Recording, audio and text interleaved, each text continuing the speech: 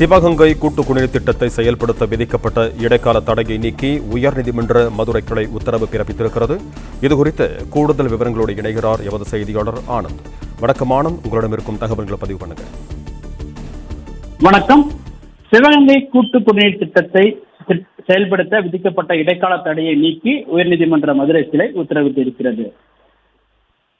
திருச்சியைச் சேர்ந்த விருமாண்டி என்பவர் உயர்நீதிமன்ற மதுரை கிளையில் தாக்கல் செய்திருந்த மனுவில் காவிரி ஆற்றின் நீரை நம்பி திருச்சி, தஞ்சை, திருவாரூர், கரூர் உள்ளிட்ட மாவட்டங்களைச் சேர்ந்த பல 1,00,000 ஹெக்டேர் மேலான விவசாய நிலங்கள் உள்ளதாகவும், இந்த மாவட்டத்தில் சேர்ந்த மக்களின் குடிநீர் தேவையை பூர்த்தி செய்யவும் காவிரி குடிநீர் உள்ளதாகவும், பல்வேறு திட்டங்களுக்காக தண்ணீரை எடுப்பது, மணல் அள்ளுவது போன்ற காரணங்களால் இந்த காவிரி மாவட்டங்களில் நிலத்தடி நீர்மட்டம் குறைந்து செல்வதாகவும் தெரிவித்திருக்கிறார்.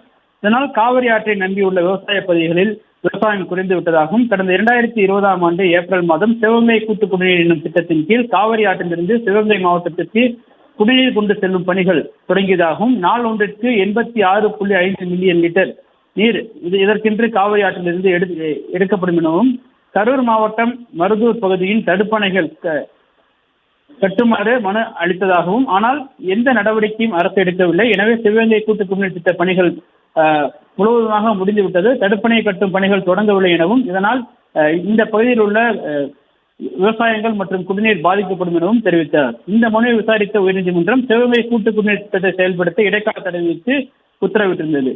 இந்த நிலையில் இந்த மனு இன்று நீதிபதிகள் ரமேஷ் மற்றும் மரியா கிளட் ஆகியோர் அடங்கிய அமர்வும் விசாரணைக்கு வந்தது. அப்பொழுது சிவகங்கை சட்டமன்ற உறுப்பினர் செந்தில்நாதன் சார்பில் ஒரு இடையீட்டு மனு தாக்கல் செய்யப்பட்டது. அந்த இடையீட்டு மனுவிற்கு பிறகு நீதிபதிகள் ஒரு உத்தரவினை பிறப்பித்தனர்.